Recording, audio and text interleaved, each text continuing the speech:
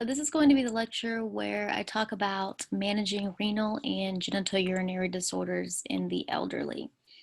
So at the end of the lecture, you guys should be able to assess electrolyte and fluid status, identify those medications and conditions that can affect electrolyte and fluid status in older patients, discuss treatment for urinary incontinence, assess a pharmacotherapy regimen for recent onset of drug-induced incontinence in an older person, discuss treatment for BPH, and distinguish between men with BPH who would benefit from a single agent treatment or a combination treatment.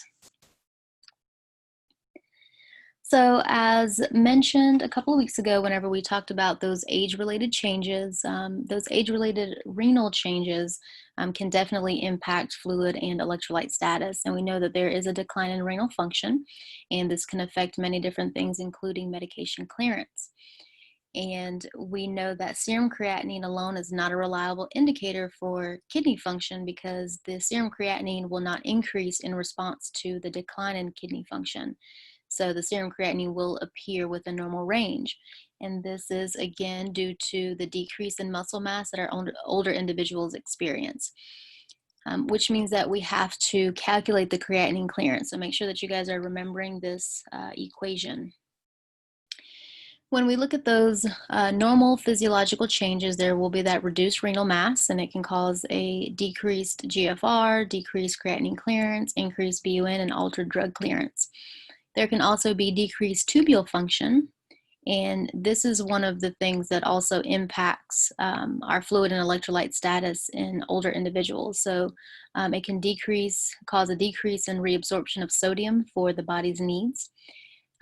This dysfunction or this decrease in tubule function can also impair the ability to dilute or concentrate the urine. And there can be stiffening of renal arteries, which causes a decrease in renal blood flow. And then there's those abnormal physiological changes that can indicate if an individual is experiencing nephritis, acute kidney injury, or chronic kidney disease. So the renal system has a remarkable capacity to adjust to changes in our body due to the environment and illness. But because renal function changes as we age, adapting to those changes become more difficult in older individuals, making them more susceptible to fluid and electrolyte imbalance. So there is a reduced ability to concentrate the urine. So I just mentioned that renal tubule dysfunction. There's a reduced ability to excrete water, especially when it's in excess. Increased vasopressin due to decreased sensitivity to the hormone in the kidney, and also a decreased thirst sensation. So our older individuals, although they might need to have water, they might be developing dehydration, they won't have that sensation for thirst. And then, of course, those medications and disease processes that can cause fluid and electrolyte imbalances. So all these things can result in dehydration, hypernatremia, or hyponatremia, which we will talk about. So when we talk about dehydration, it's very common, especially in nursing home residents. And in our community dwelling older individuals, the risk for dehydration is going to be increased, especially in the summer months, obviously because it's more hot outside. And dehydration occurs due to reduced total body water and reduced water intake. And it can lead to hospital admission, but dehydration in older individuals can be very difficult to assess, primarily due to those age-related skin changes. So there is a decreased skin turgor because there's a decrease in elasticity as we age. And older individuals, the skin may take longer to return to normal, even if they're not dehydrated. So remember when we talked about the integumentary system and the elasticity of the skin, normally when we check to see if someone is dehydrated, if they're not dehydrated, their skin should bounce back. But in older individuals, because there's that decrease in elasticity, it could take a little bit longer than normal, even if they're not dehydrated. And then also, dry mucosal membranes. Some older individuals will have dry mucosal membranes, especially in their mouth, if they typically breathe through their mouth. And there's also that diminished autonomic response to heat.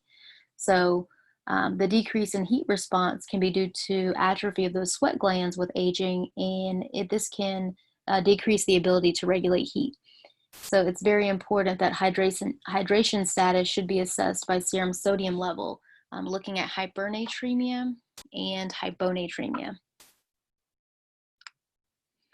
So with hypernatremia, it's considered a serum sodium level of greater than 145 milliequivalents per liter.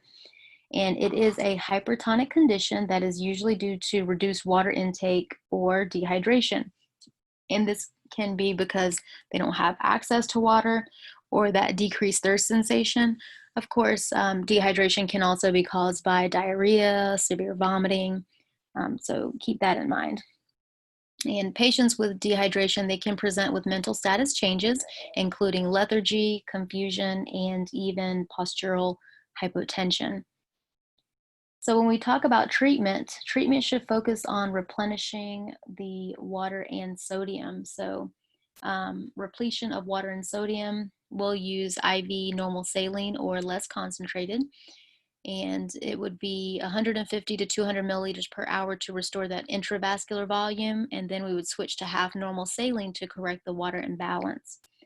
But because dehydration typically occurs gradually, replenishing the fluid status is very important. So it has to be done slow enough to allow equilibrium, because rapid replacement can cause cerebral edema and brain toxicity, leading to seizures and or death. So with this, our sodium changes should not exceed 6 to 8 milliequivalents per liter over 24 hours. And when we look into monitoring, we want to monitor mucous membranes, skin turgor, urine concentration, and mental status.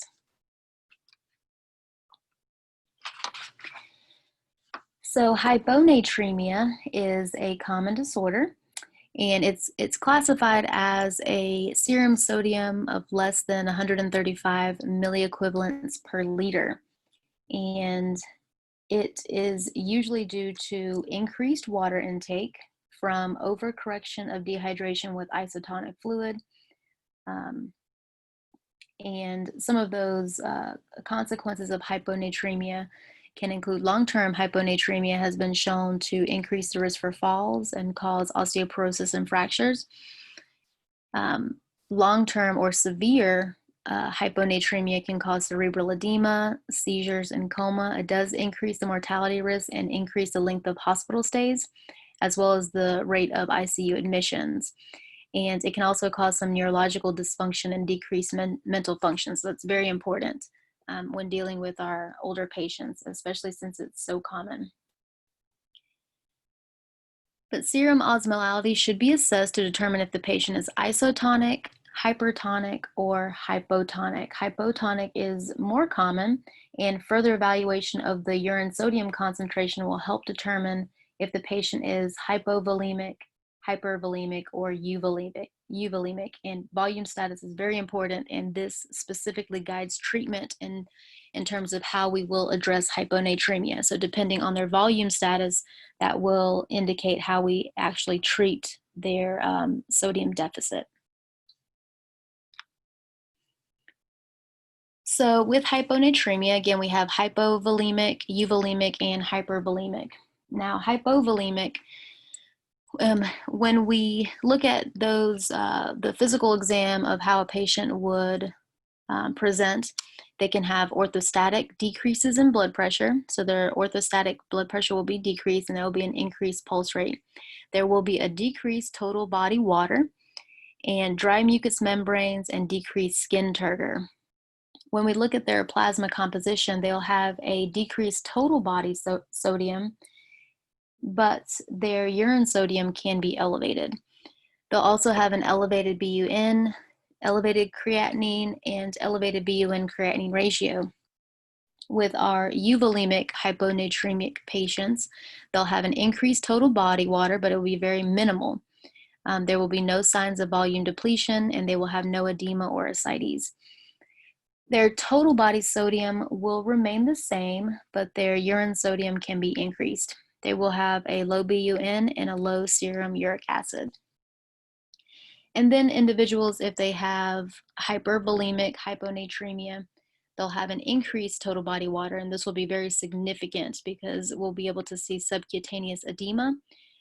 They might have some pulmonary congestion, and they might also have ascites. The increased total body sodium, the plasma composition will have increased total body sodium, an elevated BMP, and high BUN. And depending on what's causing the hypervolemic hyponatremia, their serum or their urine sodium can either be increased or decreased.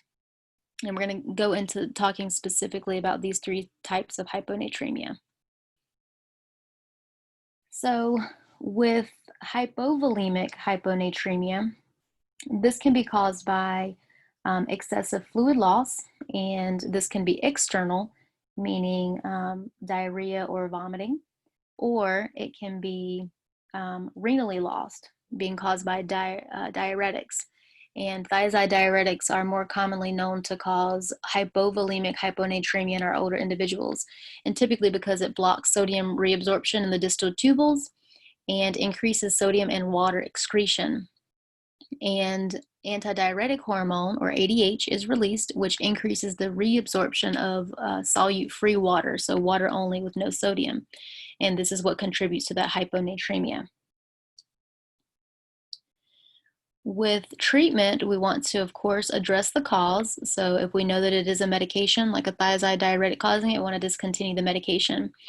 And of course, if it's diarrhea or vomiting, we want to address that issue. And then we want to replace sodium and the fluid deficit. So with our treatment, we want to make sure that we're calculating the sodium deficit so that we know how much sodium the patient's going to need. So with our sodium deficit calculation, it's going to be the desired sodium, which is our normal sodium level, minus the observed sodium, so whatever the sodium level in the patient is, multiplied by their total body water. And you do have to calculate out the total body water. For men, it's going to be 0.5 liters per kilogram times weight in kilogram, and for women, it's going to be 0.45 liters per kilogram times weight in kilogram.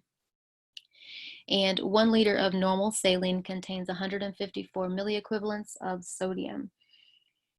And in patients who have severe CNS symptoms like seizure, it's very important that we slowly replace those deficits and not exceed 6 to 8 milliequivalents per liter over 24 hours, because this can exacerbate their symptoms and be more problematic to the individual. So your first two lecture question evaluations, Miss Penny's sodium level is 129 milliequivalents per liter. She weighs 143 pounds. I want you guys to calculate her sodium deficit based on the desired normal sodium level.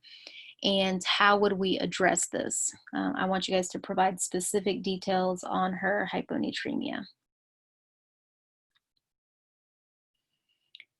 So now we're going to talk about specifically hypervolemic hyponatremia.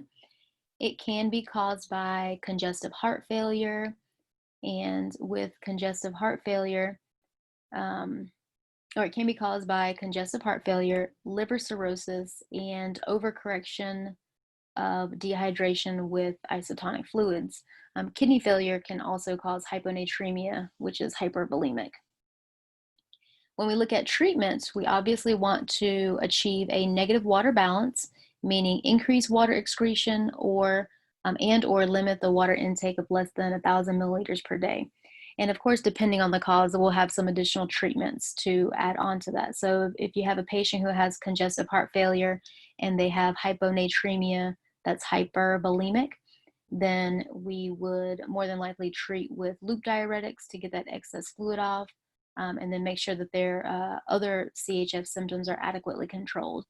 In individuals who have liver cirrhosis, because we want to reduce the body's water, we could do paracentesis or utilizing diuretics with a hypertonic saline to minimize worsening of that hyponatremia as they start to lose that fluid. But keep in mind that hypervolemic hyponatremia individuals will have marked increase in total body water, and their total body sodium will appear increased, but they will have decreased sodium in their urine. But they are a hyponatremic state, typically because of all that fluid that is being retained in the body, causing a dilution in their sodium. With euvolemic hyponatremia, this can be caused by low sodium intake, polydipsia, and it can also be drug-induced, meaning drug-induced syndrome of antidiuretic hormone. So obviously we know low sodium intake, low sodium diets, or eating minimal sodium. With polydipsia, typically this is going to be primary polydipsia or psychogenic polydipsia. And this is abnormal thirst that is seen with individuals who have mental illness or developmental disabilities. And they typically drink excessive quantities of water, normally greater than 20 liters per day. And what happens is the water intake exceeds the kidney's capacity to excrete the water. So when we look at the physiology, ADH regulates the tonicity of fluids in the body. So when hypertonicity is detected, ADH secretion occurs, signaling the kidneys to reabsorb solute-free water to restore tonicity. So this results in a concentrated urine and therefore a reduced urine volume. The higher the plasma ADH, the more concentrated the urine. When water is ingested, ADH is suppressed, allowing increased urine volume, dilution, and excretion. But when we talk about individuals who have SIADH, in SIADH, ingestion of water does not adequately suppress ADH, and the kidneys still continue to reabsorb that plain water, leading to water retention and an increase in total body water, which lowers the plasma sodium levels by dilution. And so although it increases in euvolemic hyponatremia, although it increases the total body water, it's very minimal. So again, in those individuals who are euvolemic with hyponatremia, they will not have edema, they will not have ascites. But some of those causes for SIADH, some common medications, and these are specific ones from the Beers criteria. So those specific classes or medications that can potentiate SIADH, typically due to either increasing sodium loss, causing an inappropriate secretion of ADH, or increasing the sensitivity to ADH. And so those medication classes include antidepressants, specifically your SSRIs and SNRIs are more problematic. But then, of course, mirtazapine and TCAs we do have to be mindful of. Your antipsychotics, carbamazepine and oxcarbazepine, certain analgesics like tramadol, opiates, and your NSAIDs, and of course, diuretics. When we look at treatment for euvolemic hyponatremia in general, so specifically if it's caused by low sodium intake or polydipsia, we want to increase sodium intake or restrict fluids. And then if we know that it is SIADH, then we would also want to remove that offending agent to treat SIADH.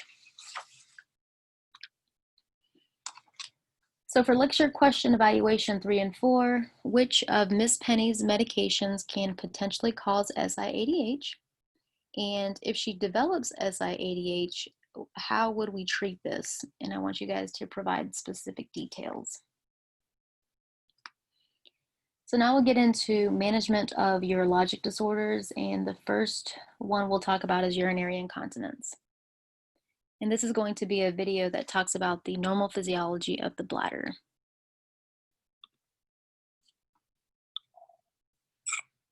Urinary incontinence is a problem where the process of urination, also called micturition, happens involuntarily, meaning that a person might urinate without intending to.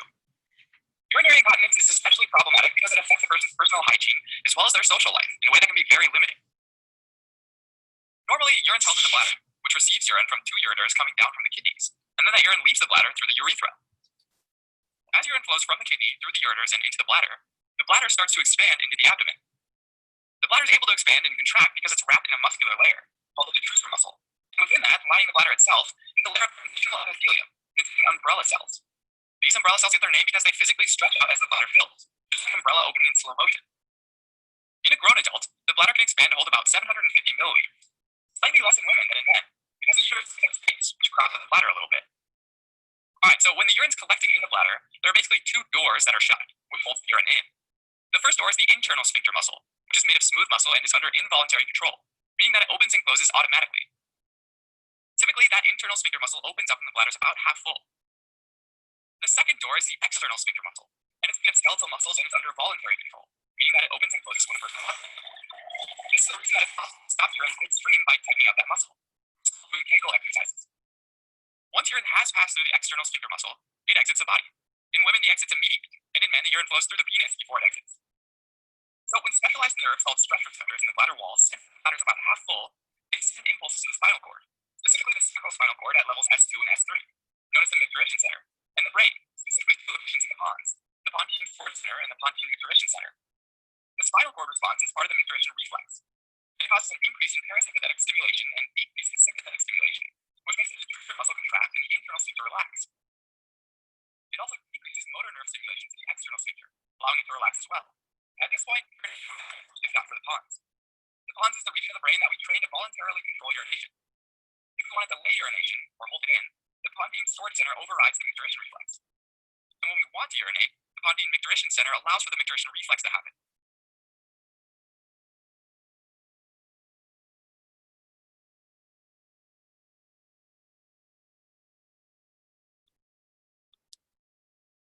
Okay, so that was a brief overview regarding the normal physiology of the bladder. So all those things have to occur for someone to maintain their continence.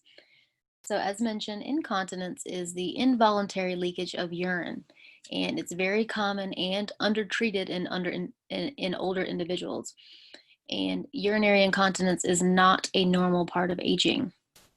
So it affects about 30% of community dwelling individuals and 60% of those who are living in long-term care facilities. It does affect females more than males until the age of 80 years, and then it affects males equal to females. And it does affect 50% of women who are older than 65 years of age, and roughly about 25 to 61 actually seek care. 1 in 5 men with symptoms of urinary incontinence is likely to seek care. And some of these barriers to seeking treatment or seeking care would be embarrassment. They might be embarrassed that they're no longer able to hold their urine. Lack of information. They might believe that it's a part of aging, just a normal part of aging. Healthcare providers don't ask about the ability to be continent, because sometimes when we talk about the different types of urinary continence, sometimes it's just not fully just going to the bathroom on themselves. It could be dribbling or leaking. There is a belief that there's no effective treatment, or the patient might have fear of the therapies used to manage the problem, and urinary incontinence can significantly impact the quality of life. So when we talk about how it impacts the quality of life, we have many consequences of urinary incontinence. So with the psychosocial impact, individuals who have urinary incontinence, they can experience social withdrawal due to interference with activities. So they're less likely to go out and be involved because they worry about if they're going to have an incontinence episode. They might experience embarrassment, depression, or anxiety. They can have a decreased self-esteem. There's also the decreased ability to maintain independence, and an increased caregiver burden. So urinary incontinence is one of the main things that can contribute to a person who's being cared for to be institutionalized or placed in a long-term care facility. There's also that physical impact. So falls with fractures. So if our older individuals are trying to rush to the bathroom, they're more likely to experience falls. They can have sleep deprivation, especially if they have nocturia. And they can experience cellulitis, pressure ulcers, because with the skin, urine can cause the breakdown in the skin, and if individuals are constantly wet, it can put them at risk for issues. And we typically worry about this in individuals who are immobile. It can also increase the risk for UTIs or urinary tract infections. And there's also that financial impact. So the cost of supplies, so paying for some of those non-pharmacological therapies that we're going to talk about. So paying for pads or adult briefs and catheters. But primarily the financial impact occurs because of the increased healthcare costs with institutionalization or having to place somebody in a long-term care facility because of their urinary incontinence. When we look at those risk factors for urinary incontinence, obesity, if individuals have functional impairment or cognitive impairment, if they're taking certain medications, because medications can cause lots of different side effects. We can have medications that cause urinary frequency, urinary urgency, urinary retention. Medications can cause constipation and fecal impaction. They can cause polyuria, nocturia. Medications can also cause immobility and sedation or confusion. And so we'll talk about the medication specifics in a little bit. And there's also environmental barriers to toilet access that can be a risk factor for incontinence.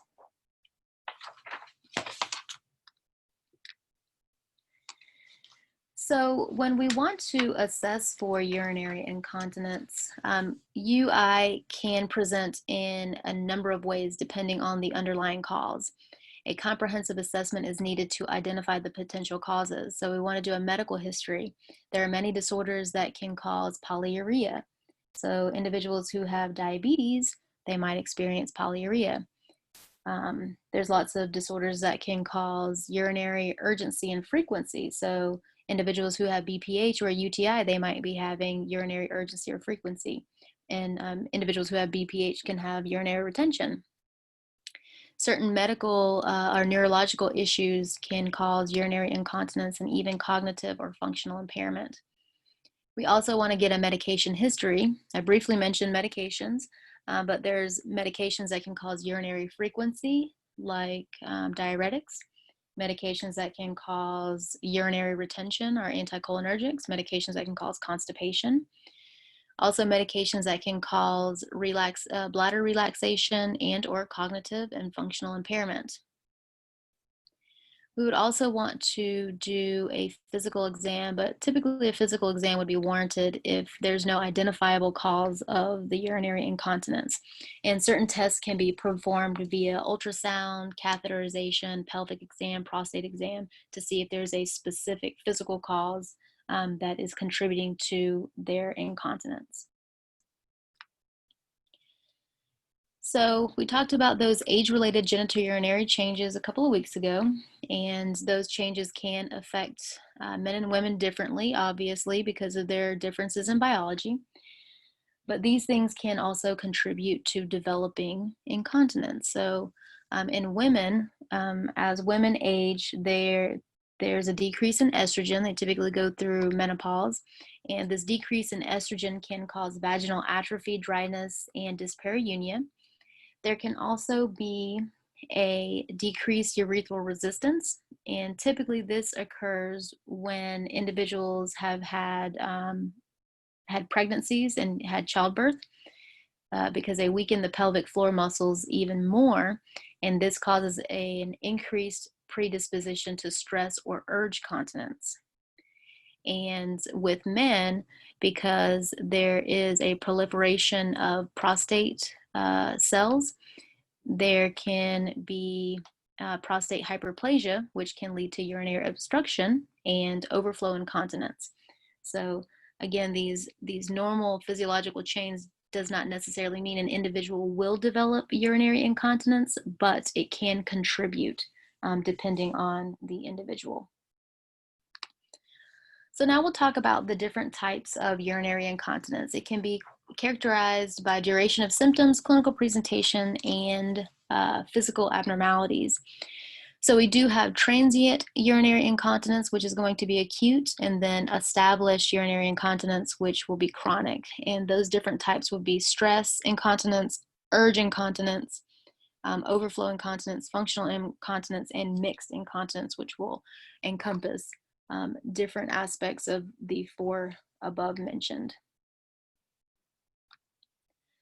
So with transient incontinence, again, this is going to be acute, And this is incontinence that occurs due to a potentially reversible cause, meaning that if we address the cause, then the incontinence might go away. And some of those reversible causes could be certain disorders like UTIs. It could be constipation because compacted stool can put pressure on the bladder.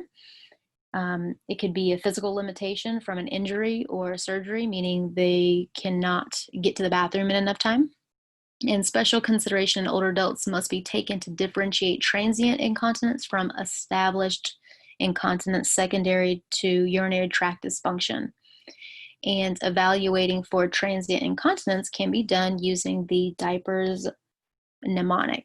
So we talked about the diapers mnemonic. So if individuals experience any abnormal genitourinary changes, specifically those lower urinary tract symptoms or those LUTs, we want to make sure that we're doing proper evaluation and proper assessment to see why those things are occurring. So when we look at those lower urinary tract symptoms, it could be caused by changes, meaning predisposed or age-related changes, like the decrease in pelvic floor, the decrease in the pelvic floor muscle function.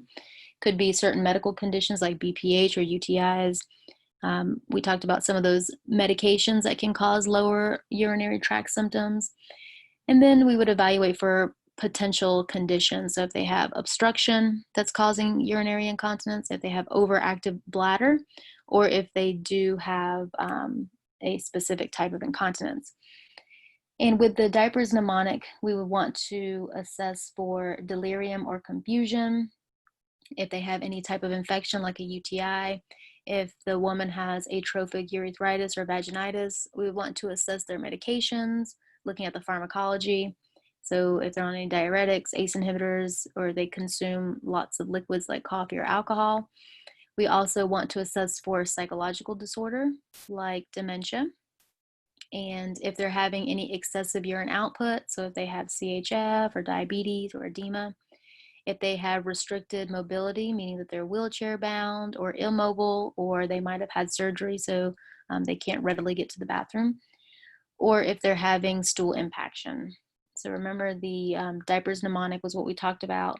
If any older patient is experiencing lower urinary tract symptoms, we can use that mnemonic to figure out what we need to evaluate to see if there might be potential causes. So with our medications that are associated with urinary incontinence, there's lots of different medications and they all vary in terms of the specific reason why they might contribute to an individual developing urinary incontinence. So we have our ACE inhibitors, and ACE inhibitors, we know they can cause cough, and that increases that intra-abdominal pressure and it can aggravate stress incontinence. Also, our acetylcholinesterase inhibitors, they can cause polyuria and frequency. With alcohol, it is a liquid. It can cause some cognitive dysfunction when taken in copious amounts, so that can contribute to incontinence. Then we have our alpha adrenergic blockers. Those can cause urethral contraction. And our alpha adrenergic agonists, actually our alpha adrenergic agonists cause urethral contractions, but our alpha adrenergic blockers can cause urethral relaxation. So these things can affect those sphincters and sphincter tone. With our anticholinergics, they can decrease the detrusor muscle contraction and also cause urinary retention. And when urinary retention occurs, that means the bladder is going to overfill and possibly lead to an incontinence episode. Our antipsychotics, so certain antipsychotics have anticholinergic activity. They can cause the detrusor muscle to relax. Our calcium channel blockers, those decrease detrusor muscle contraction and they can possibly cause urinary retention and even constipation. Obviously, our diuretics, they increase water excretion. They can overwhelm the bladder and cause the bladder to overfill. Our gabapentin has been shown to relax the sphincter muscle. Urinary incontinence with gabapentin is very rare, but it is something that can occur. But they think that gabapentin can cause incontinence because it does relax that sphincter muscle. And then we have our NSAIDs. NSAIDs can lead to fluid retention. Our opioid analgesics, those can contribute to constipation and fecal impaction. They also decrease the detrusor muscle contraction. Sometimes they can cause urinary retention as well. Similar to our sedative hypnotics, those can cause confusion and impact functional incontinence. So that's very important. Our TCAs in our older patients, they can cause confusion. They can also cause constipation and even urinary retention, which all can contribute to urinary incontinence. So when we talk about chronic incontinence, we have those four specific types. We have overflow, urge, stress, and functional, and we will talk about all four of those in detail. So stress incontinence is the most type of urinary incontinence in women, and it occurs when the urinary sphincter is weak and no longer able to resist urine flow from the bladder, especially during times of increased intra-abdominal pressure. So if an individual coughs or if she sneezes or laughs, and even participating in physical activity like lifting heavy objects or exercising. And typically this pelvic muscular weakness is a result of pregnancy and childbirth, obesity, surgery. Certain medications can contribute to this, aging, so the decrease in estrogen levels that we talked about earlier. And with men who have had prostate surgery, so men can experience stress incontinence, it's more common in women, but men who have had prostate surgery, there could be an internal sphincter damage that causes them to experience stress incontinence. With urge incontinence and overactive bladder, these individuals will have that sudden urge to urinate, and it'll be very difficult for them to hold it. So they would experience certain sensations that they have to go to the bathroom very quickly. Some examples would be they might hear running water, or they have to go to the bathroom and they're going into the house to go to the bathroom, but they get to the door and all of a sudden that urge is there that they just can't hold it anymore. But urge incontinence causes leakage of urine. It's typically larger than stress incontinence. So stress incontinence will cause a little bit of urine leakage due to the intra-abdominal pressure. But with stress incontinence, it has a larger volume, and it's typically because the inability to delay voiding after the sensation of the bladder is a fullness is perceived.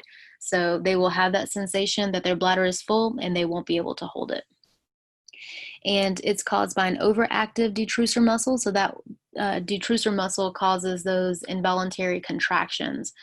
And that's specifically why how urge incontinence is classified. It's associated with comorbid conditions, so certain neurological conditions like stroke, Parkinson's disease, multiple sclerosis, if an individual has had a spinal cord injury. In men, urge incontinence occurs typically due to BPH.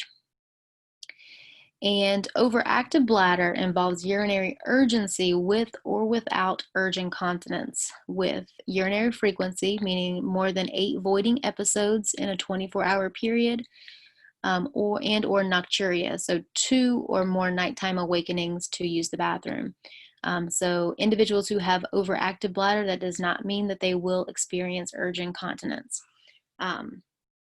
But overactive bladder means that they do have that urinary urgency, and it is defined as those specific voiding more than 8 times in 24 hours or waking up 2 or more nights in the evening, because they will have nocturia. But just because an individual has overactive bladder, that does not mean that they have incontinence episodes. It does increase the risk for incontinence, but overactive bladder and urge incontinence are not the same. So with overflow incontinence, this one is less common and is normally difficult to diagnose. And with this one, there's a continuous urinary leakage or dribbling because of incomplete bladder emptying. So when individuals go to the bathroom, they're not able to fully empty their bladder. And it occurs as a result of urethral overactivity, bladder underactivity, and or bladder outlet obstruction. So overflow incontinence in men is typically due to bladder outlet obstruction and or BPH. And both of these can cause retention of urine, leading to the bladder overfilling, causing overflow incontinence. Symptoms include weak or intermittent urinary stream, hesitancy, frequency, and nocturia. It can also be associated with certain medical conditions. So in women, fibroids can obstruct the urethra, but typically overflow incontinence is more common in men, especially if they have BPH or bladder outlet obstruction. It can also be associated with those medications that cause urinary retention, because if they're experiencing urinary retention, what will happen is their bladder will fill and resulting in an incontinence episode. And when we talk about overflow incontinence and bladder outlet obstruction, we will talk about ways to treat that, because typically when men have that, it's due to BPH. So if you treat the BPH, you can treat the bladder outlet obstruction and potentially the overflow incontinence. With functional incontinence, this is caused by the inability to reach the toilet in time, even though there's no urinary tract issues. And normally this is going to be due to physical and or cognitive limitations. So they might have immobility, they might have had an injury or a surgery, they might not be able to see, so they have poor vision, they might have pain, so they might not be able to get to the bathroom quick enough, or they could have dementia and they might not remember where the bathroom is or remember those the sequence of tasks involved with toileting. Or they can have impaired manual dexterity, meaning they won't be able to get out of their clothes fast enough to use the bathroom. Functional incontinence can be temporary, meaning if someone is immobile due to an injury, or it can be permanent. And a functional assessment is very important when incontinence occurs due to physical or cognitive limitations. We want to make sure that we're assessing an individual's ability to put on or take off their clothing, because if they're having impaired manual dexterity, we need to figure out if there's a way to adjust that. So meaning if they don't need to have on pants that have multiple buttons. So that can be something that should be assessed. We also want to assess that they remember the sequence of tasks involved in toileting. So with our dementia patients, if they get into those later stages, they might not know or remember what they should do if they have to go to the bathroom. So they might just use the bathroom on themselves. We would want to also assess mobility, so the ability to ambulate, use a wheelchair, and or transfer to and from the toilet. So if mobility is an issue, we want to figure out what is the best way to be able to allow that person to assist them so that they are not incontinent. And access to the toilet or a device like a urinal, bedside commode, etc. So we do want to make sure that the functional incontinence is not because they cannot get access to the bathroom. So again, if individuals are experiencing episodes of incontinence due to physical or cognitive limitations, we want to figure out what that is and see if that is something that can be addressed so that they can regain their continence or identify proper treatment. So now we'll get into looking at those treatment options for urinary incontinence. So with our non-pharmacological treatment, non-pharmacological options are going to be the first-line therapy and the only therapy where medication or surgical treatment is not an option. So we want to make sure that we're emphasizing lifestyle modifications like weight loss, limiting caffeinated beverages, right? So we know that caffeine is a mild diuretic. Limit alcohol intake.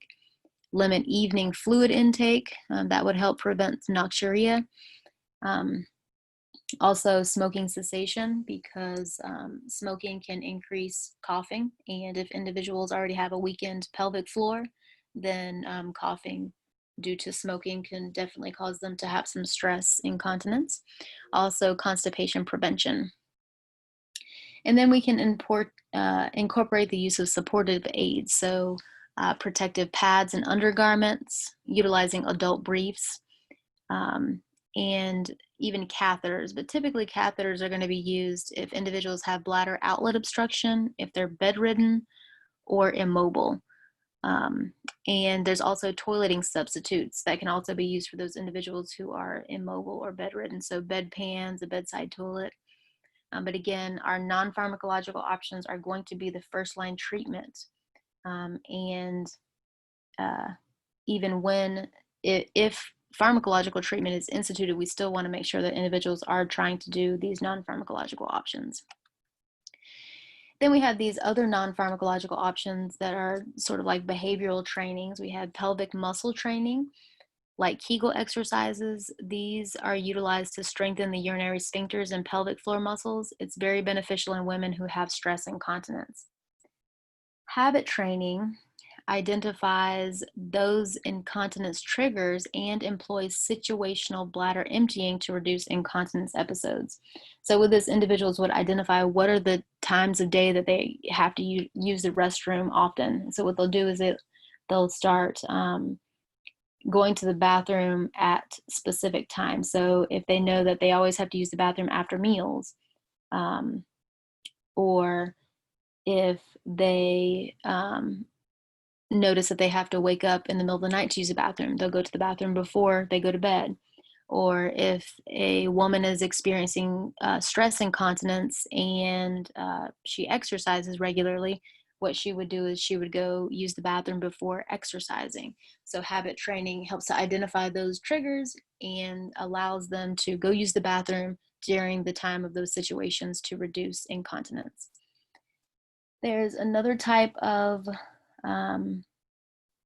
behavioral training, and it's called scheduled voiding. And scheduled voiding utilizes regularly scheduled bathroom times regardless of the urge or sensation to go. And this is very beneficial in cognitively impaired patients, and it can be used for bladder training in urge continence by slowly increasing the time between voids. So what happens is there is a decrease in large bladder volumes that results in incontinence episodes. So if you utilize scheduled voiding, it trains the bladder to accommodate an increased volume. So what they would do is individuals who are doing scheduled voiding for bladder training, what they would do is when they first start, they would go use the bathroom every 2 hours. And then after a period of time, they would increase the time between their bathroom breaks 30 to 60 minutes. And it eventually trains the bladder to hold a larger volume of urine without them having that sensation that they have to go that is typically common in urge incontinence. And with prompted voiding, this is very beneficial in those who have cognitive or functional issues if they have urge incontinence.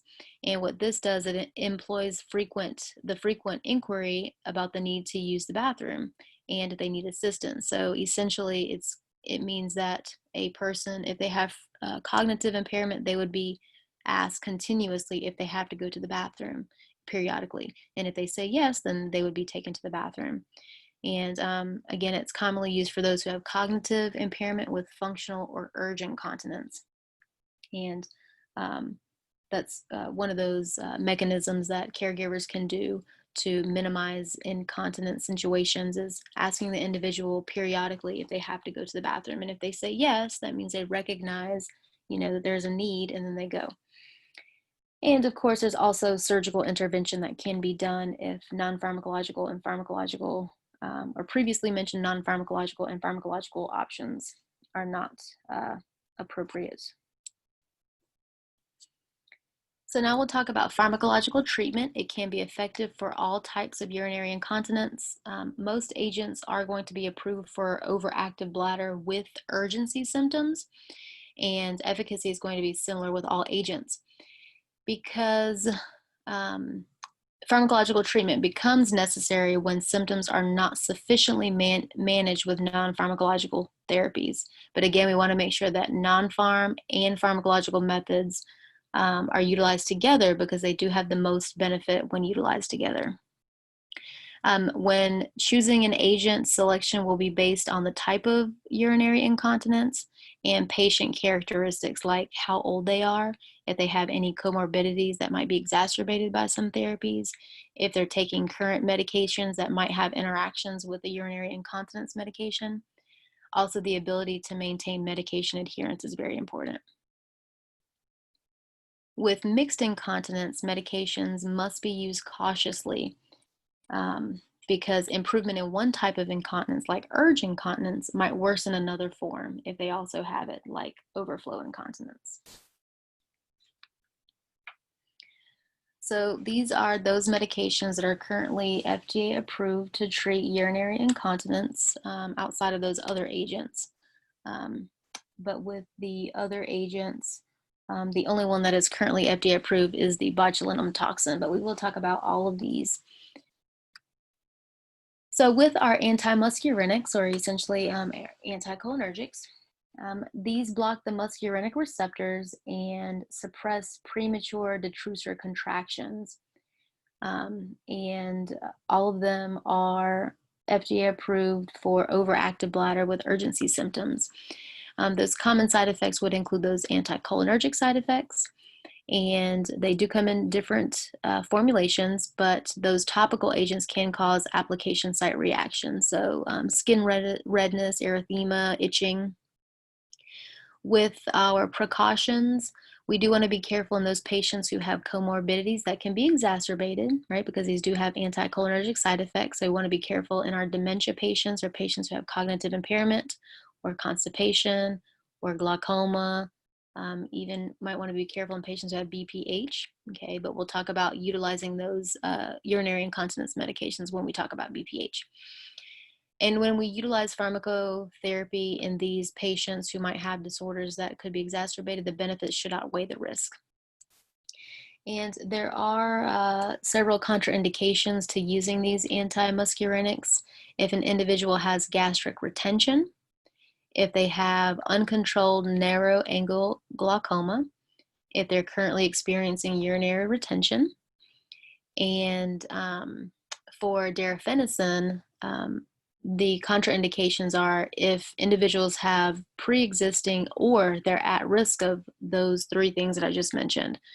So with the medications, with all the other medications, with the exception of darafenicin, the contraindications are gastric retention, uncontrolled glaucoma, and urinary retention. But with darafenicin, if they have pre-existing or they're at risk for the above, that would be considered a contraindication. So in general, we do have several formulations, and there are ER, LA, XL, and topical formulations have been associated with less dry mouth versus the immediate release formulations.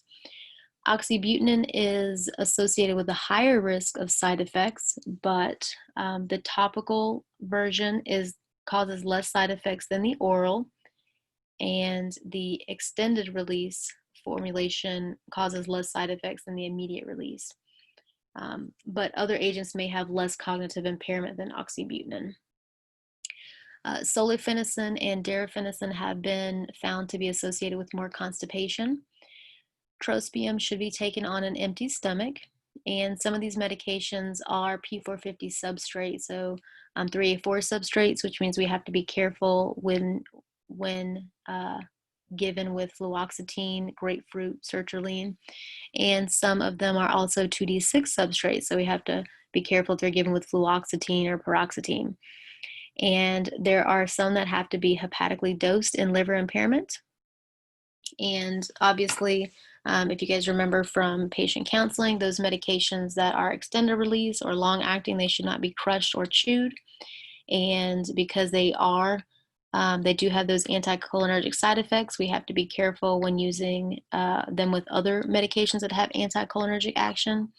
And it's also very important to note that it can reduce the efficacy of those medications that are used for dementia. So those acetylcholinesterase inhibitors, it's a very important drug interaction.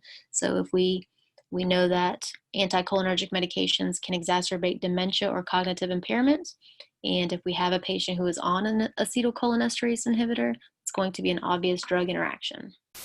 and it will decrease the efficacy of their dementia medication. So I've provided for you guys the brand names and the generic names for all of the antimuscarinics utilized for urinary incontinence.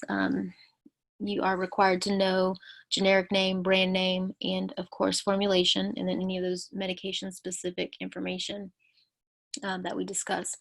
So we talked about oxybutynin. It is the oldest agent, and it does have the higher probability for those adverse drug reactions.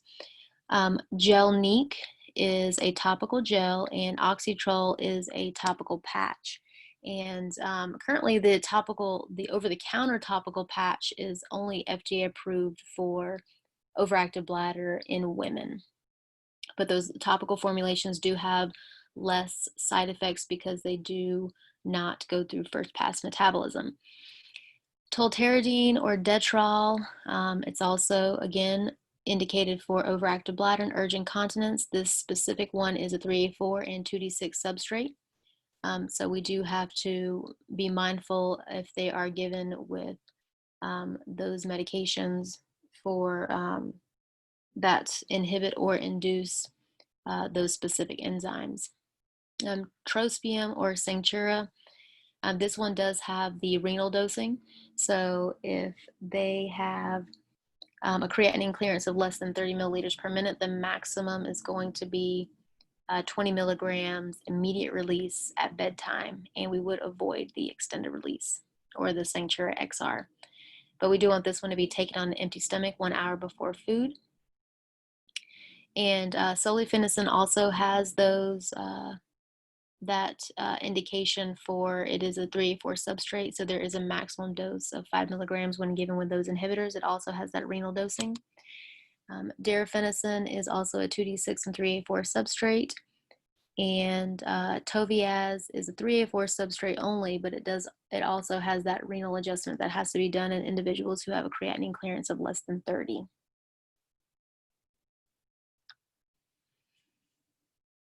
So with our beta-3 agonist, mirabegron or Myrbetriq, this is going to be a second-line agent. So our antimuscarinics, when we look at pharmacotherapy, those are our first-line agents. Myrbetriq is going to be a second-line agent. This one is FDA indicated for overactive bladder, urge incontinence monotherapy, or it can be used with solifenacin. And what it does is it increases bladder capacity by relaxing the detrusor muscle. It does have some side effects that are a little bit different than our anti-muscarinic. So it can cause an increase in blood pressure, tachycardia, constipation, dry mouth, urinary retention. The precautions include hypertension, and it has to be avoided in those individuals who have severe uncontrolled hypertension. And it also has to be used in caution with individuals who have urinary retention or if they have bladder outlet obstruction. There is renal dosing and hepatic dosing for Myrbetriq. It is an extended release tablet, so it should not be crushed, chewed, or divided. It is an inhibitor of CYP2D6. So with this one, it could affect some of those medications that have requirements for dosing for 2D6, meaning metoprolol or desipramine. And it also has, we have to be careful with those medications that have a narrow therapeutic index like digoxin. But with Myrbetriq, it doesn't have any anticholinergic properties, specifically in terms of cognitive impairment. So that might be advantageous. But again, it can cause constipation, dry mouth, urinary retention. But in terms of causing cognitive impairment, it might be advantageous for certain individuals, but then we do have to take into account it can increase blood pressure, and it does have those drug interactions. So the other agents that have been studied in urinary incontinence include the SNRIs. Duloxetine and venlafaxine can be used off-label for stress urinary incontinence. Duloxetine is FDA approved in Europe, and they think that these medications increase urethral sphincter tone, and it increases urethral sphincter tone and with the bladder to sympathetic reflex pathway. So it is, we know there are serotonin and norepinephrine reuptake inhibitors, and we do know that in order for continence to occur, we do have that parasympathetic and sympathetic pathway that has to be functioning normally. But they're not currently indicated in the United States, and the side effects of those medications limit its usefulness. Our TCAs, they work similar to the SNRIs, but then they also have those additional side effects because they do act on additional receptors. So TCAs work on the histamine receptors, the cholinergic receptors, but they work similar to the SNRIs for urinary incontinence, and they also have that added anticholinergic effect. But again, side effects limit its usefulness. Now, the TCAs also have a narrow therapeutic index. And then we also have estrogen, and estrogen increases sensitivity of urogenital alpha adrenergic receptors. And it has been studied in stress, urge, and mixed urinary incontinence in postmenopausal women who have vaginal atrophy and overactive bladder. And topical estrogens are preferred over oral agents due to the risks associated with long-term estrogen use. So our estrogens can increase the risk for cardiovascular events, blood clots, and breast cancer. And so normally when individuals are going to be utilizing them, the topical agents are preferred just because it somewhat reduces that risk. And then we have our non-selective alpha receptor agonists like Sudafed or pseudoephedrine. And these lack the specificity for the urethral alpha receptors, and because of the side effects and lack of efficacy, this limits its usefulness. And the last one is botulinum toxin A. It is FDA approved for overactive bladder with urge incontinence, and it is an injection that is, it's injected into the detrusor muscle, and it relaxes that smooth muscle, so it reduces that overactivity. The injection can last 4 to 8 months, and some side effects include hematuria. It can cause urinary tract infection, and 20% of patients experience urinary retention that lasts until the paralytic effects wear off, which could be up to 8 months. So, but with this one, we don't have many studies that are done in older adults, so we don't really have a lot of information looking at the Botox in older individuals with urinary incontinence. But it is FDA approved in the United States. So with your lecture question evaluation 5 to 7, I want you guys to review Miss Penny's profile and identify those things that can worsen her urinary incontinence. I also want you to evaluate her medication for urinary incontinence and how should management be addressed, provide better alternatives, and what non-pharmacological options can be recommended for Miss Penny.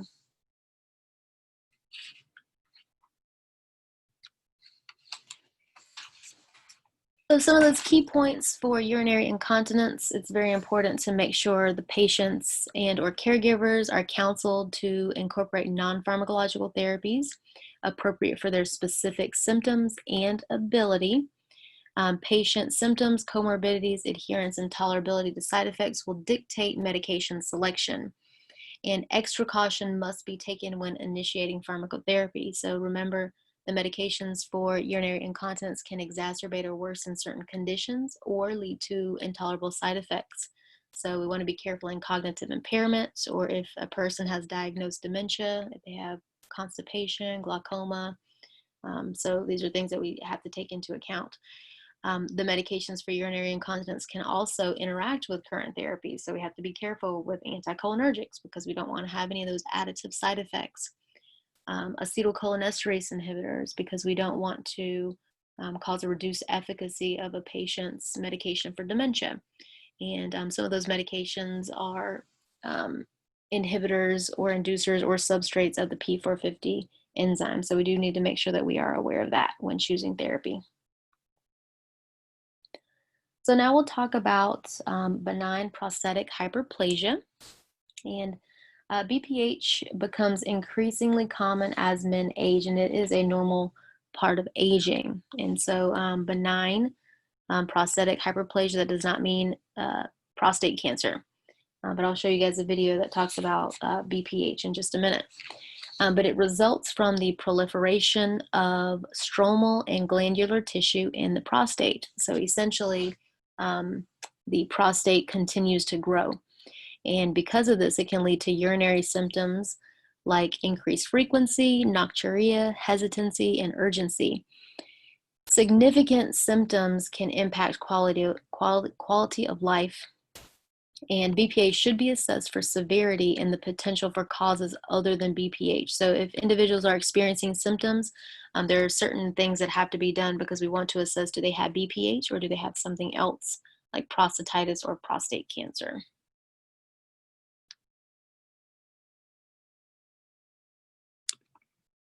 Benign prostatic hyperplasia, or BPH, is a condition caused by increased 5-alpha reductase activity in the prostate, which leads to increased dihydrotestosterone production and prostate hyperplasia. This is considered to be a normal part of aging and doesn't increase the risk of developing prostate cancer. The enlarged prostate gland can obstruct the prostatic urethra, which will lead to urine retention, causing the bladder to dilate and hypertrophy.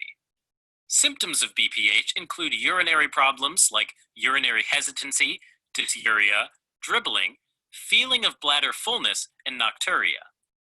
BPH treatments include medications like 5-alpha reductase inhibitors, alpha-1 antagonists, or a TERP procedure.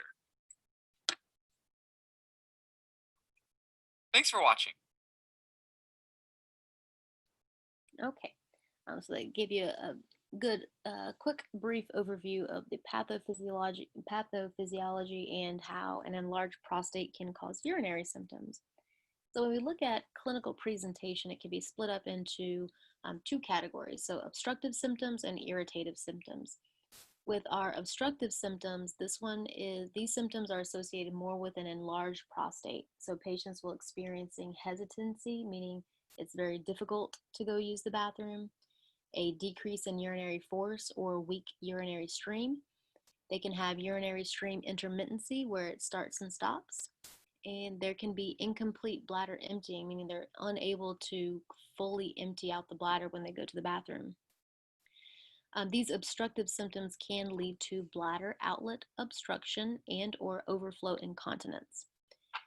The irritative symptoms suggest voiding dysfunction, and this can include frequency, so having to go to the bathroom more often than it should be, nocturia, and urgency, meaning they have that sudden sense that they have to use the bathroom, and this can lead to urge incontinence.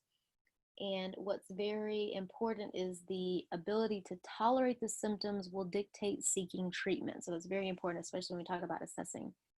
And one thing to note is that irritative symptoms alone do not indicate BPH, but we will talk about assessment. So with assessment for BPH, symptoms typically appear slowly and they will progress over a period of years. Even without treatment, many men will experience stabilization or improvement in their symptoms. So there's a lot of men with BPH that do not need treatment. There are no labs that are used for assessing or diagnosing patients specifically with BPH. And we will talk about some other assessments that can be used to rule out other things. But there is a screening tool for severity. So the American Urological Association Symptom Index for BPH and disease-specific quality of life question is a 7-item questionnaire where patients are asked certain questions and they're supposed to rank 0 to 5. And the questionnaire asks specific questions that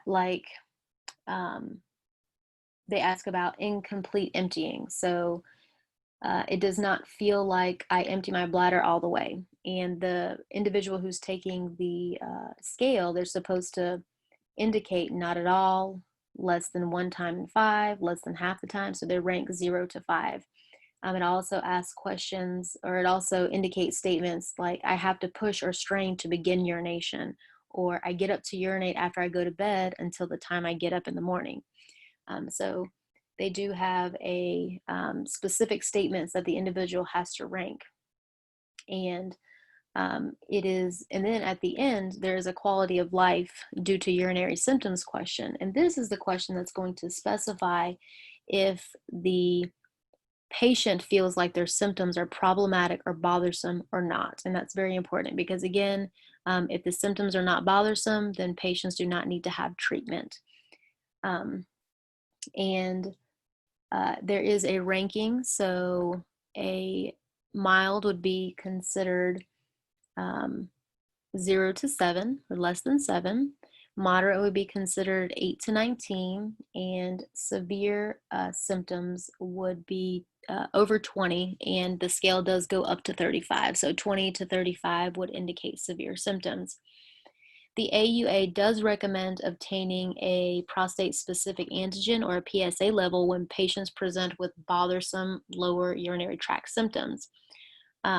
PSA levels above 2 nanograms per milliliter is correlated with a prostate volume greater than 40 milliliters or greater than 40 grams in men over 60 years of age. But the PSA does not always, it's not always going to be elevated in patients who have BPH. So that's very important. So the PSA is not used to detect BPH, but it should be done because elevations can indicate if they've had a recent bladder catheter placement, if they have prostatitis, or if they have prostate cancer. So a PSA is very good at detecting certain things, but it does not necessarily detect or assess BPH. It is used to identify high PSA levels that might warrant further diagnostic workup for prostate cancer. So for lecture question evaluation number 8 and 9, this is Mr. Benadryl, and he has a chief complaint of I've been having difficulty going to the bathroom lately. Mr. Ben's a 67-year-old male who comes to the clinic for symptoms of infrequent urination. His past medical history includes hyperlipidemia, hypertension, depression, insomnia, BPH, and he's recently treated for a sinus infection. He denies tobacco and illicit drug use, but he does report drinking 2 to 3 beers nightly, and he consumes 3 to 4 cups of coffee daily. His medications include Lipitor 40, Zestoretics 20-25, Elavil 75, ZQuil, saw palmetto, and Sudafed. Mr. Ben completed an AUA-SI. His form is posted with Miss Penny's documents, so I want you guys to download his form, take a look at it, and answer the question, what does his score indicate, and is treatment warranted? So with assessment for BPH, differential diagnosis is going to be very important because symptoms similar to BPH can be caused by other disorders. It's very important to do a comprehensive medical exam, especially if those lower urinary tract symptoms are bothersome. So again, if a patient is experiencing bothersome symptoms and it's impacting their quality of life, then more than likely, after we rule out that it's nothing else and it is BPH, that's when we will actually give them treatment. So if they are having those lower urinary tract symptoms that are bothering them with the medical and social history, these are some things that we would want to take a look at. So with their social history, if they're consuming lots of fluids throughout the day, that can cause polyuria and frequency. Consuming fluids close to bedtime can cause polyuria, nocturia, and frequency. If an individual has increased weight and they're also experiencing increased urinary frequency, urgency, and nocturia, this could indicate new onset type 2 diabetes. So remember, there's a lot of medical illnesses and medications and certain things that can contribute to lower urinary tract symptoms. So that's why we always have to do a thorough assessment. If a patient has classic symptoms of BPH, like polyuria or urgency, but they also have dysuria, hematuria, fever, and chills, they might have to get a urine culture because they could have UTI as opposed to actually having BPH. With a medication review, we know that diuretics can cause polyuria in frequency and nocturia, especially if they're taken at bedtime. Anticholinergics and non-selective alpha receptor agonists can cause urinary retention. And then with the physical exam, a digital rectal exam can be done. And with the DRE, this can be used to detect the size of the prostate, and it can also detect abnormal nodules on the prostate that might indicate prostate cancer. But again, the size of the prostate gland may not correspond to the symptoms that the patient's experiencing.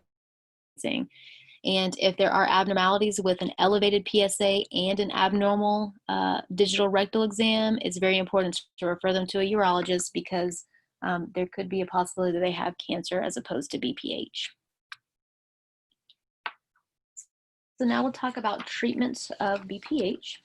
With our non-pharmacological treatment, the primary goal is going to be to relieve those bothersome symptoms and prevent disease progression.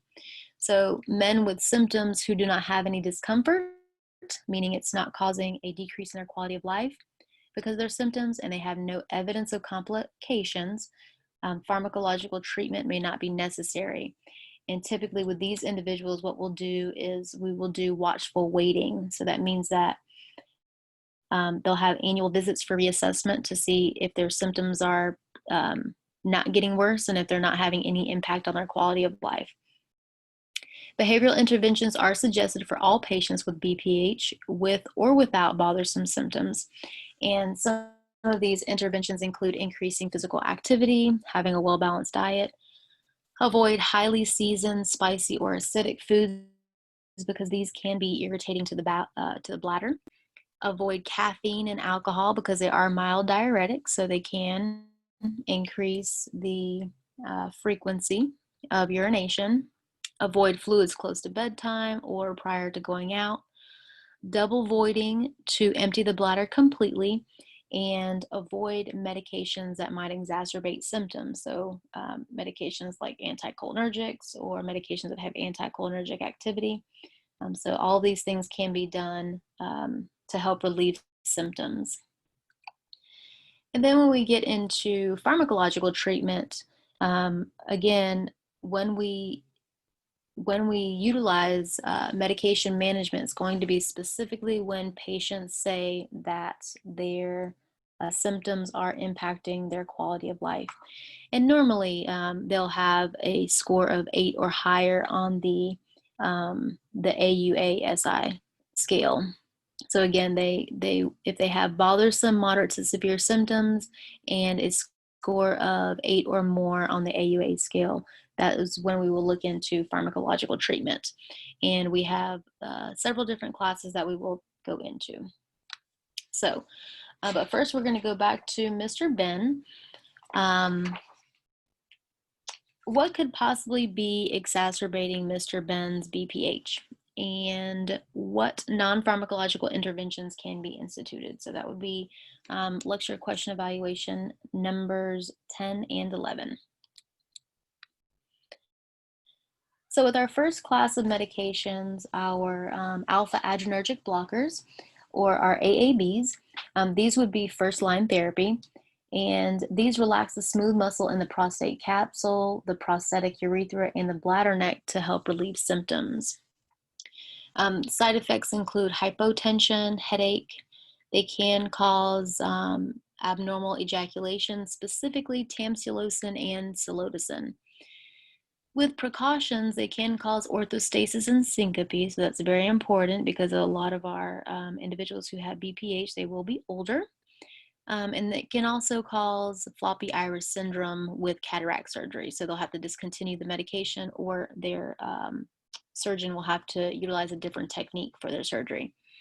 Contraindications: silodosin is contraindicated in individuals who have a creatinine clearance less than 30 milliliters per minute. And they also, if the individual is using strong 3A4 inhibitors. So those are the two contraindications for silodosin. Again, this class of medications is first-line treatment for symptomatic improvement. There is no effect on prostate size or PSA, so that means that the AABs do not impact disease progression. They just take care of symptoms. The peak onset is within 1 to 6 weeks, so that's when they can expect to have improvement. Tamsulosin and alfuzosin typically have a quicker onset. We normally can see symptomatic improvement within a few days with tamsulosin and alfuzosin. Doxazosin IR and terazosin should be administered at bedtime and titrated slowly because these are more so likely to cause first dose syncope, meaning when they take the first dose of the medication, they can experience fainting, and also severe orthostatic hypotension. So that's the main reason why we want them to take them at bedtime, and they do have to be titrated slowly. Tamsulosin, alfuzosin, and silodosin should be taken after the same meal each day. And in terms of general points to tell patients, we want them to monitor their blood pressure, rise slowly from sitting, if they're going to rise slowly from a seated position to standing, because we don't want them to experience orthostasis and syncope, and also institute fall prevention. So these are our medications with their brand names and the specific type of formulation. There really are no different formulations other than extended release and immediate release. But alfuzosin, there is no dose titration needed for this one. With terazosin, this one we have to be very careful if the individual is taking other blood pressure medications, because remember, terazosin does have to be titrated slowly, and it can cause orthostasis and lower blood pressure. With our doxazosin, the immediate release is going to be taken at bedtime, but the extended release, we want to ensure that it's taken after breakfast, and we don't want it to be crushed or chewed. And the immediate release does have to be titrated slowly. For tamsulosin, this one's also an extended release only formulation, so no crushing or chewing it. We want to make sure that's taken at the same time daily. It does come in combination with a 5-alpha reductase inhibitor, dutasteride, under the brand name of Jalin. And the newest AAB on the market is Rapaflo or silodosin. It is extended release. We don't want it to be crushed or chewed. It should be taken at the same time daily after the same meal. There is no dose titrations, but we do have to be cautious in those individuals who have a creatinine clearance of less than 30 milliliters per minute, and it is contraindicated with the use of strong 3A4 inhibitors. So this one does have those specific drug interactions that we have to be aware of. For our next pharmacological class, our 5-alpha reductase inhibitors, this class of medications is, it inhibits 5-alpha reductase, which is the enzyme responsible for converting testosterone to DHT. So that is the mechanism by which it works for BPH. And these are second-line therapy for individuals who cannot tolerate alpha adrenergic blockers, if they have predominant obstructive symptoms, and they have no erectile dysfunction. So with our side effects, this class of medications can cause sexual dysfunction. So specifically, it can decrease sexual drive or decrease libido. It can cause ejaculatory dysfunction, and it can also cause erectile dysfunction. It is contraindicated in pregnancy, and this is always an interesting contraindication because this medication is not taken by women, but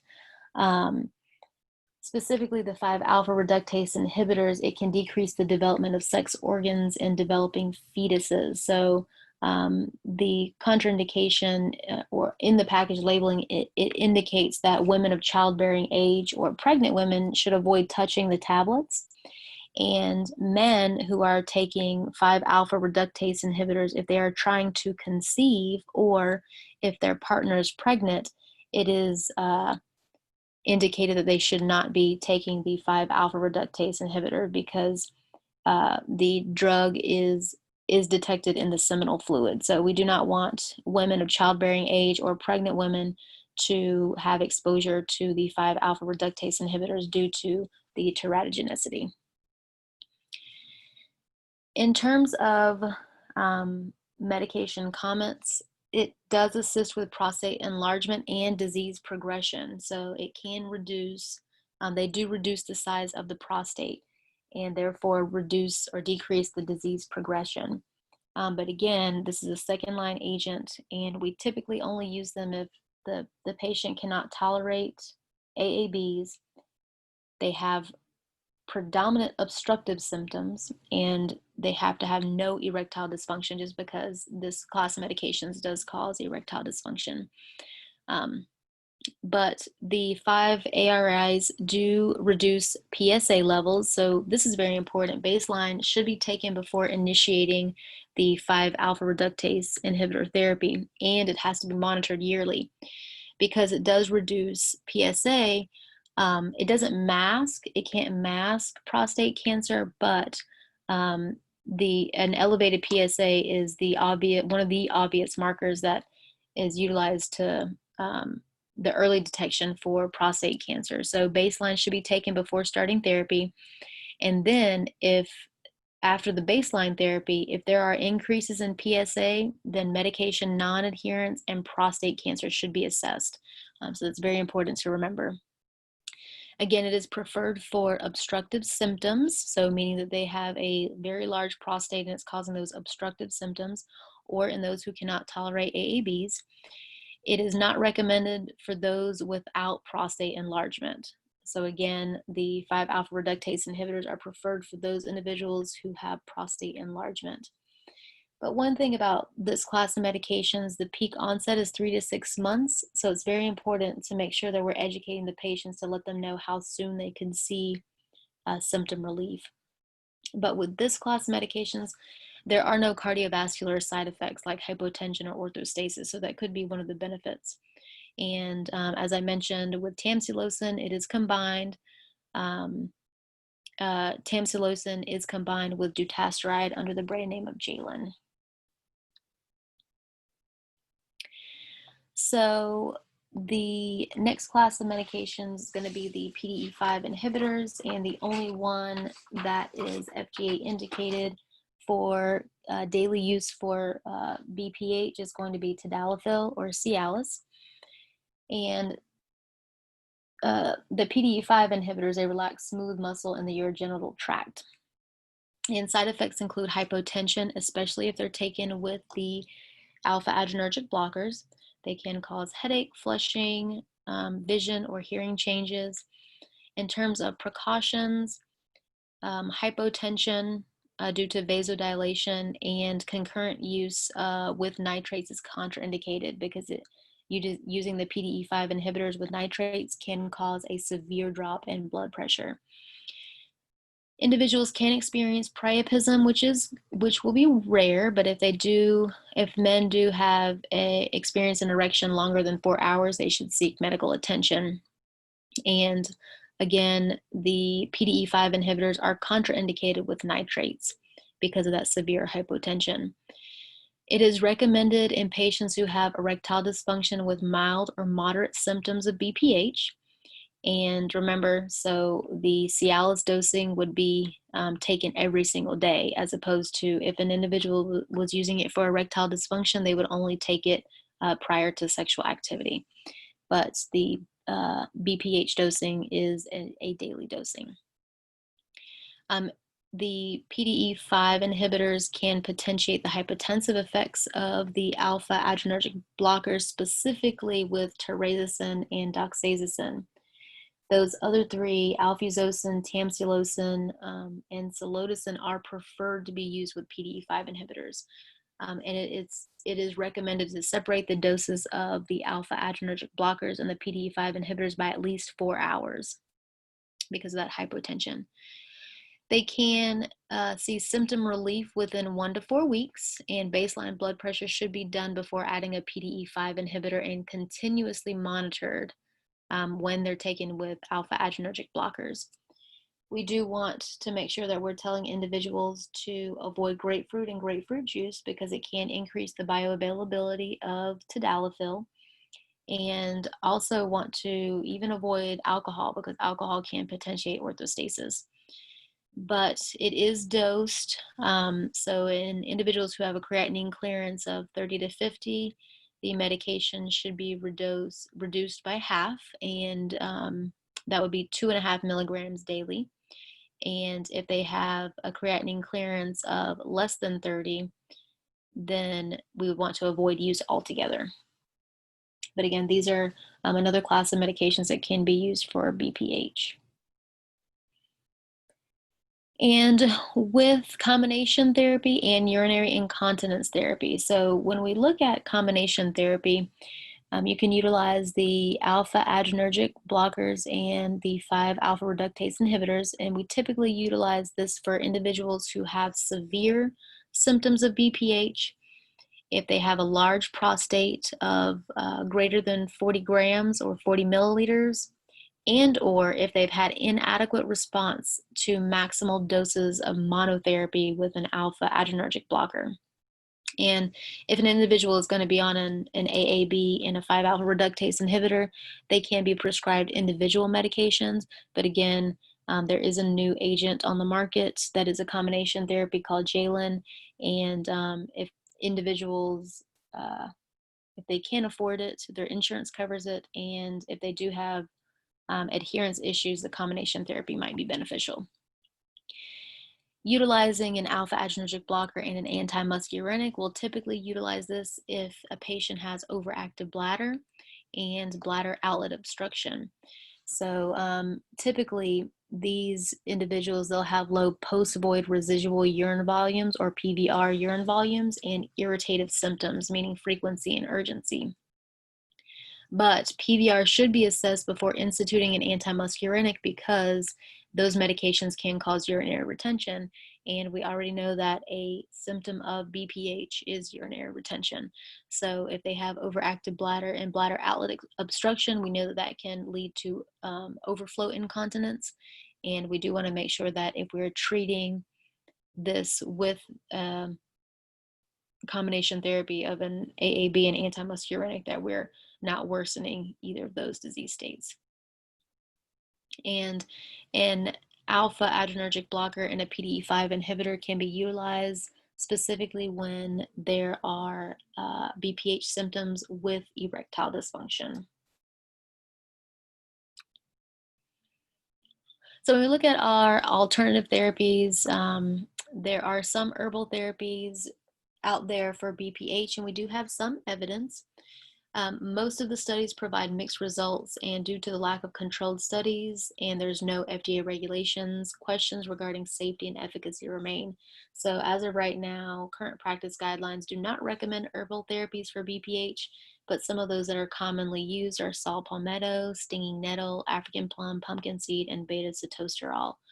But again, herbal supplements are not FDA approved. They have undocumented side effects, undocumented drug interactions, and they should not be recommended for patients who have symptoms of BPH due to that reason.